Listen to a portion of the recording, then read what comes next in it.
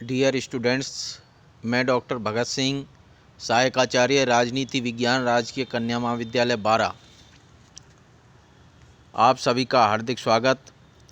आज हम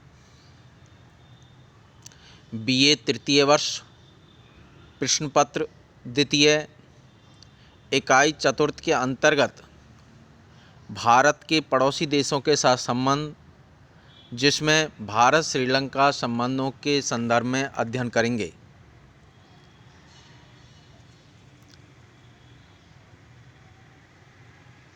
श्रीलंका भारत के दक्षिण में स्थित एक छोटा सा टापू देश है। भारत के श्रीलंका के साथ न केवल भौगोलिक निकटता अपितु सांस्कृतिक निकटता भी है। यद्यपि भारत श्रीलंका दोनों अनेक क्षेत्रीय संगठनों में सहयोग कर रहे हैं, जैसे सार्क, बिमस्टेक, हिमतक्षेश, हिंद महासागरीय क्षेत्र। इसके बावजूद भी भारत श्रीलंका संबंधों में विवाद के अनेक बिंदु हैं, जिसके कारण भारत श्रीलंका संबंधों पर नकारात्मक प्रभाव पड़ रहा है। भारत श्रीलंका के मध्य तनाव बिंदु निम्न हैं।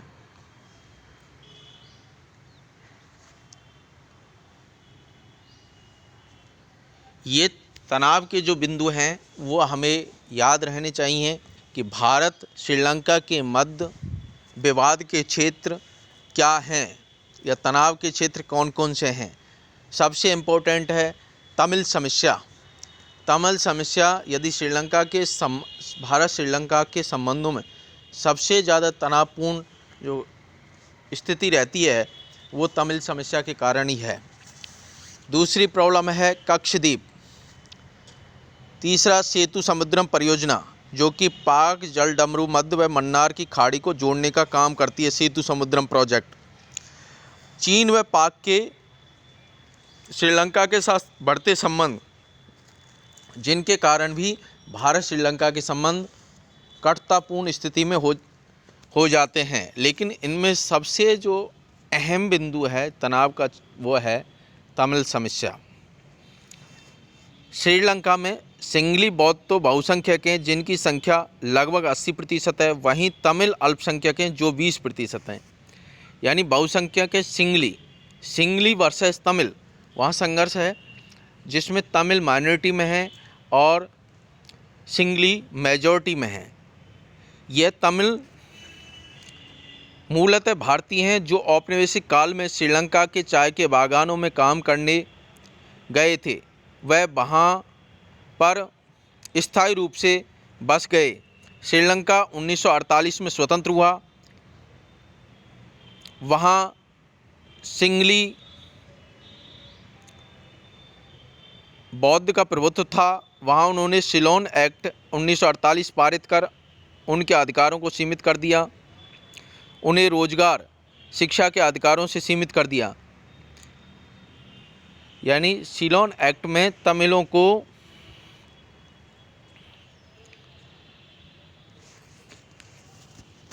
सिलोन एक्ट के माध्यम से तमिलों को कई अधिकारों से वंचित कर दिया गया। धीरे धीरे ये समस्या बढ़ने लगी तो वहाँ के तमिलों ने नेहरू से वार्ता की। वह समस्या को भारत सरकार तक पहुँचाया तो भारत पीएम नेहरू ने श्रीलंका के प्रमुख कोटलेवाल से वार्ता की। इस 1953 की नेहरू कोटलेवाल वार्ता में नेहरू जी ने साफ कहा था, यदि कोई तमिल भारत में आना चाहता है तो हम उसे नागरिक रूप में स्वीकार करेंगे। लेकिन श्रीलंका के तमिल भारत में नहीं आना चाहते थे, वो श्रीलंका में ही रहना चाहते थे। 1955 में एक एक्ट पारित करके श्रीलंकाई सरकार ने भारत जाने पर तमिलों पर दबाव बनाया, लेकिन वहाँ के तमिल भारत नहीं आए। जब धीरे धीरे श्रीलंका सरकार का अत्याचार तमिलों पर बढ़ने लगा तो वह शरणार्थी के रूप में भारत आने लगे। इस शरणार्थी समस्या पर विचार करने के लिए भारतीय प्रधानमंत्री लाल बहादुर शास्त्री व श्रीलंका प्रधानमंत्री भंडार नायके के मध्य 1964 में एक समझौता हुआ, शास्त्री भंडार नायके समझौता। इस समझौते में दोनों सरकारों के मध्य निर्णय हुआ, जो शरणार्थी भारत रहना चाहता है उसे भारतीय नागरिक माना जाए, वह जो तमिल श्रीलंका जाना चाहता है उसे श्रीलंकाई सरकार श्रीलंकाई नागरिक मानेगी। लेकिन श्रीलंका की सरकार ने निर्जातीय संघर्ष के कारण किसी को भी सदस्यता नहीं दी। ऊपर से तमिलों के ऊपर अत्याचार बढ़ने लगे। इसलिए वहाँ के नागरिकों ने एक राजनीतिक संगठन तुल्फ तमिल यूनाइटेड लिबरेशन फ्रंट के साथ एक उग्रवादी संगठन लिट्टे का भी गठन कर दिया। लिट्टे ने हथियारों के माध्यम से श्रीलंका सरकार पर हमला कर दिया, जिसके कारण श्रीलंका में गृह युद्ध की समस्या बन गई। 1986 में श्रीलंका सरकार ने लिट्टे के विरुद्ध कठोर सैनिक कार्रवाई करने की नीति अपनाए। वह जाफना द्वीप की आर्थिक व सैनिक नाकेबंदी कर दी। इस नाकेबंदी के कारण सामान्य तमिल भी भोजन जैसी मानवीय आवश्यकताओं से वंचित होने लगे। इसी स्थिति में भारत सरकार को जाफना में हवाई मानवीय सहायता पहुंचानी पड़ी। इस हवाई मानवीय सहायता के कारण ही श्रीलंका सरकार भारत से कहने लगी कि अब भारत ही समस्या का समाधान करे। 1987 में राजीव गांधी जयवर्धने समझौता हुआ। ये बहुत ही इम्पोर्टेंट है, राजीव जयवर्धने समझौता 1987, जिसके निम्न प्रावधान है। श्रीलंका में तमिलों को राजनीतिक अधिकार दिया जाएगा, जाफना में स्वायत्तता दी जाएगी, श्रीलंका की एकता अखंडता बनी रहेगी। जाफना में चुनाव से पहले भारतीय सेना लिट्टे से आत्मसमर्पण करवाएगी। इसी समझौते के अनुरूप IPKF Indian peace keeping force Jaffna भेजनी पड़ी। ये जो कि भारत सरकार का गलत निर्णय था। इस राजीव जयवर्धने समझौते के द्वारा ही भारतीय शांति सेना को श्रीलंका 1987 में भेजा गया।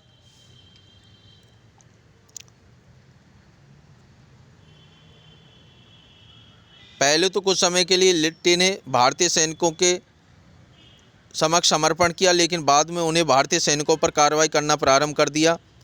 चूँकि भारतीय सेना जाफना के सैनिकों से अपरिचित थी, वह उसे गुरिल्ला पद्धति का भी अनुभव नहीं था, इसलिए भारतीय सेना को काफ़ी संकटों का सामना करना पड़ा। जैसे ही भारतीय सेना लिट्टे पर नियंत्रण करने ही वाली थी, तभी वहाँ के राष्ट्रपति प्रेमदासा ने भारतीय सैनिकों को वापस भारत बुलाने को कहा। 1990 में भारतीय सेना वापस भारत लौट आई। अंततः इंडियन पीस कीपिंग फोर्स भारतीय शांति सेना की नीति असफल रही। भारत को राजनीतिक, आर्थिक, सैनिक सभी रूप में नुकसान हुआ। इंडियन पीस कीपिंग फोर्स की वापसी के बाद भारत सरकार ने तमिल समस्या को श्रीलंका की आंतरिक समस्या करार दिया और इससे भारत ने इससे दूर रहने की नीति अपनाई। श्रीलंका की सरकार ने अनेक बार भारत सरकार से मध्यस्थता करने को कहा, पर भारत सरकार ने साफ मना कर दिया। नॉर्वे ने तमिल समस्या में मध्यस्थता करने का प्रयास किया, पर उसकी बातों किसी ने भी नहीं माना। वस्तुतः भारत सरकार को भी यही भुगतनी पड़ती। 2000 के बाद लिट्टे के प्रभाव क्षेत्र में और अधिक वृद्धि होने लगी। वह आधुनिक हथियारों से लैस होने लगा और उसने श्रीलंका सरकार के विभिन्न ठिकानों पर हमले प्रारंभ कर दिए। इसलिए श्रीलंका सरकार ने 2008 में लिट्टे के विरुद्ध कठोर कार्रवाई की। वह लिट्टे प्रमुख प्रभाकरण को मार गिराया। इस सैनिक कार्रवाई में सामान्य तमिलों को अनेक समस्या का सामना करना पड़ा। जब भारत सरकार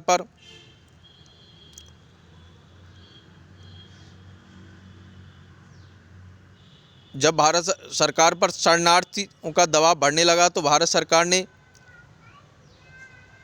तमिलों के विकास व पुनर्विकास की मांग की। श्रीलंका का वह इसके लिए आर्थिक सहायता देने का आश्वासन श्रीलंका ने तमिलों के लिए आर्थिक सहायता देने का आश्वासन दिया। वह श्रीलंका सरकार ने कोई ठोस कदम नहीं उठाया। श्रीलंका सरकार की इस निष्क्रिय नीति के कारण ही श्रीलंका समस्या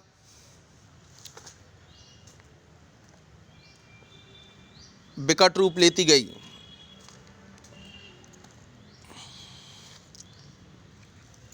निष्कर्षतः आज भी तमिल समस्या काफ़ी हद तक, हालांकि तमिलों पर कंट्रोल पा लिया गया। आज लिट्टे का प्रमुख प्रभाकरण के मारे जाने के बाद और महिंद्रा राजपक्षे द्वारा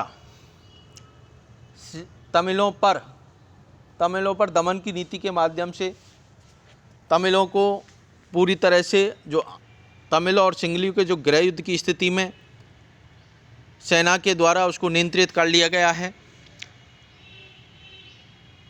दूसरी समस्या कच्छद्वीप टापू समस्या। कच्छद्वीप भारत श्रीलंका के मध्य छोटा सा द्वीप है जिसमें जनसंख्या तो कम है, लेकिन भविष्य में ऊर्जा संसाधन मिलने की संभावना है। यह भारत व श्रीलंका दोनों की सीमा में पड़ता है, इसलिए दोनों ही इस पर अपना दावा कर रहे हैं। लेकिन भारत ने उदारवादी नीति अपनाते हुए 1974 में श्रीलंका की संप्रभुता स्वीकार कर ली। यह भी व्यवस्था की कि यहाँ पर भारतीय मछुआरे कुछ समय के लिए रुक सकते हैं, वे अपना जाल सुखा सकते हैं, लेकिन आज भी भारतीय मछुआरों को वहाँ बैठने नहीं दिया जाता। इसलिए केवल तमिल के नागरिक मांग कर रहे हैं इस द्वीप को भारत वापस ले ले। केरल तमिलनाडु के नागरिक मांग कर रहे हैं कि इस द्वीप को भारत वापस ले लें। तमिलनाडु की मुख्यमंत्री जयललिता ने भी सुप्रीम कोर्ट में पीआई लगाई थी कि इस कारण से कच्छद्वीप टापू आज भी भारत श्रीलंका के मध्य विवाद बना हुआ है। हालांकि 1974 में कच्छद्वीप पर श्रीलंका की संप्रभुता को भारत ने स्वीकार कर लिया था। सेतु समुद्रम परियोजना जो भारत ने एक प्रोजेक्ट रखा, उसका श्रीलंका विरोध कर रहा है। चीन व पाक के साथ श्रीलंका के बढ़ते संबंध। वर्तमान में श्रीलंका चीन व पाक से हथियारों की आपूर्ति कर रहा है, संयुक्त सैनिक अभ्यास कर रहा है। चीन को उसने हम्मन तोता बंदरगाह प्रदान कर दिया है। उपयुक्त सभी कारणों से भारत श्रीलंका संबंध में तनाव पैदा हो रहा है। अब ये भारत श्रीलंका के मध्य जो तनाव के क्षेत्र हैं, जिसमें कच्छद्वीप टापू विवाद, तमिल समस्या, चीन व पाक के साथ श्रीलंका के बढ़ते संबंध, अब ये हमें ये देखना है कि भारत श्रीलंका के मध्य उभरते सहयोग के क्षेत्र क्या हैं। तो कुछ क्षेत्रीय संगठन हैं जैसे सार्क है, बिम्स्टेक है, हिमतक्षेश है। इसमें दोनों भारत और श्रीलंका दोनों ही इनके सदस्य देश हैं और दोनों मिलकर के इन संगठनों में अपना प्रभाव मजबूत कर सकते हैं। चाय की कॉमन पॉलिसी है दोनों में। समुद्री क्षेत्र में रत्न की खोज की दिशा में दोनों देश सहयोग कर सकते हैं। बागवानी, कृषि क्षेत्र में, हिंद महासागर की सुरक्षा, आर्थिक व्यापारिक उद्योग आदि ऐसे क्षेत्र हैं जिसमें भारत श्रीलंका दोनों मिलकर के अपने देशों का विकास कर सकते हैं। भारत श्रीलंका में द्वंद्व के साथ साथ अनेक सहयोग के क्षेत्र भी हैं। जैसे दोनों आर्थिक व्यापारिक क्षेत्र में सहयोग कर रहे हैं, वे आपसी व्यापार को बढ़ाकर अन्य देशों पर अपनी निर्भरता कम कर सकते हैं। उद्योग के क्षेत्र में दोनों देश 1993 में संयुक्त उद्योगों की स्थापना पर बल दे रहे हैं। भारत श्रीलंका कृषि बागवानी के क्षेत्र में भी आपसी सहयोग कर सकते हैं। भारत श्रीलंका ऊर्जा के क्षेत्र में भी सहयोग कर सकते हैं। भारत श्रीलंका सूचना तकनीक में भी सहयोग कर सकते हैं। श्रीलंका सरकार को भारत से उच्च श्रेणी की आईटी सस्ती दर पर प्राप्त हो सकती है। वह भारत के भी वैश्विक व्यापार में वृद्धि होगी। हिंद महासागर के दोहन के लिए भी दोनों देश सहयोग कर सकते हैं। और 2017 में प्रधानमंत्री नरेंद्र मोदी की श्रीलंका यात्रा, जिसमें सांस्कृतिक कूटनीति को प्रश्रय दिया गया और श्रीलंका में भारत एक सुपर स्पेशलिस्ट जिसकी लागत 150 करोड़ रुपए, उसमें भारत विकास कर रहा है। और 2019 में श्रीलंका के राष्ट्राध्यक्ष गोटाबाया राजपक्षे की भारत यात्रा से भारत और श्रीलंका के संबंध में मधुरता आने की संभावना प्रतीत हो रही है, क्योंकि हिंद महासागर की सुरक्षा की दृष्टि से श्रीलंका भारत के लिए सामरिक दृष्टि से महत्वपूर्ण देश है। इसलिए भारत श्रीलंका दोनों का ही सहयोग अत्यंत आवश्यक है।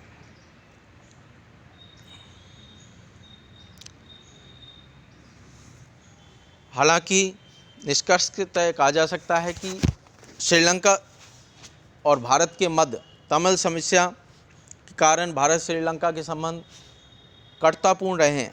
अब चूँकि तमिलों की समस्या का श्रीलंका सरकार के द्वारा तमिल समस्या का समाधान करने की दिशा में श्रीलंका आगे बढ़ रहा है और तमिलों का एक तरह से महिंद्रा राजपक्षे सरकार के द्वारा जो दमन किया गया और तमिल समस्या वहाँ निष्क्रिय दिखाई दे रही है और श्रीलंका को अब वर्तमान में आवश्यकता है श्रीलंका के आर्थिक पुनर्निर्माण का, आर्थिक विकास का। उसमें भारत एक अहम भूमिका अदा कर सकता है। धन्यवाद।